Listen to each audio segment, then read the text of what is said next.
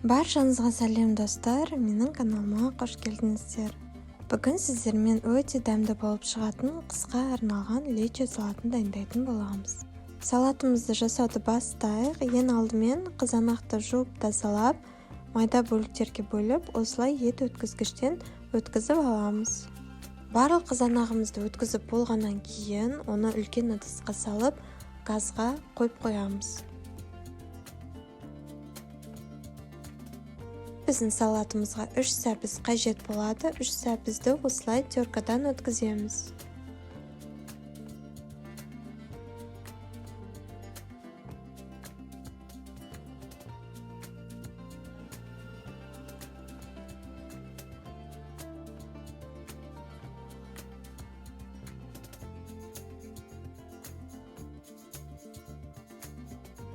Теркадан өткізілген сәбізіміз осылай шығуы қажет. Сәбізімізді теркадан өткізіп біткенше жаңа қойған қызанағымыз осылай қайнауы қажет, араластырып қоямыз. Келесі кезекте біздің салатымызға қызыл бұрыш қажет болады. Оны видеода көрсетілгендей салымқы етіп турап шығамыз.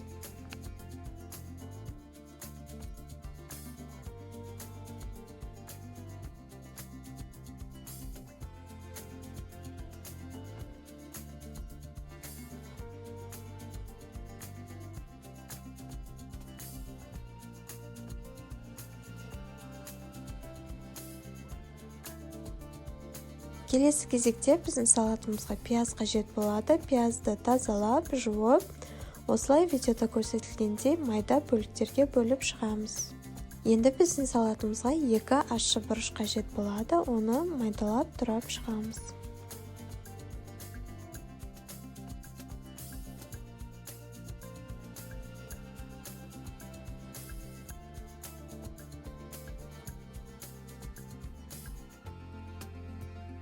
Осы аралықта біздің қызанағымыз осылай видеода көрсетілгендей етіп бұрқылдап қайнап шығуы қажет. Оны жақсылап араластырып шығамыз. Енді осының үстіне жаңағы теркадан өткізілген сәбізімізді қосамыз. Барлығын жақсылап біркелкі етіп араластырып шығамыз. Осыдан кейін бір қайнап шығуы қажет. Бір қайнап шыққаннан кейін оның үстіне майдалап туралған пияздарымызды қосып шығамыз.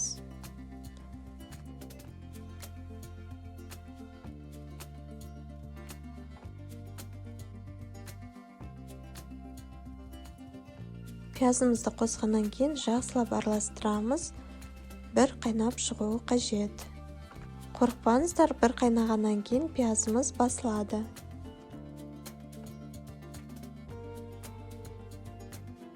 Бір қайнап шыққаннан кейін үстіне тәтті қызыл бұрышымызды қосамыз.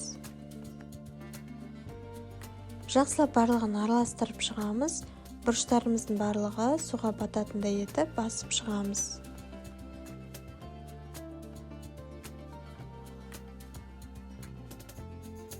Енді осының үстіне ащы бұрышымызды қосамыз.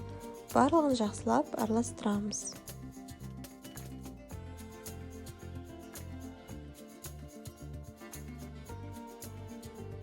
Енді осының үстіне сұйық май, күнбағыс майын қосамыз. Барлығын жақсылап біркелкі етіп араластырып шығамыз. Енді осының үстіне дәміне қарай тұз, қантымызды қосамыз. Мен 2 ас қасық тұз қостым және де жарты стакан қант қосқан болатынмын. Барлығын жақсылап араластырып болғаннан кейін бір қайнап шығады. Бір қайнап шыққаннан кейін тағы да дәмін көріңіздер. Егер тұз, қант аз болатын болса, тағы да қоссаңыздар болады. Енді осының үстіне 70%-лық 1 ас қасық уксус қосамыз. Барлығын жақсылап араластырамыз. Енді 15 минут қайнап шығуы қажет.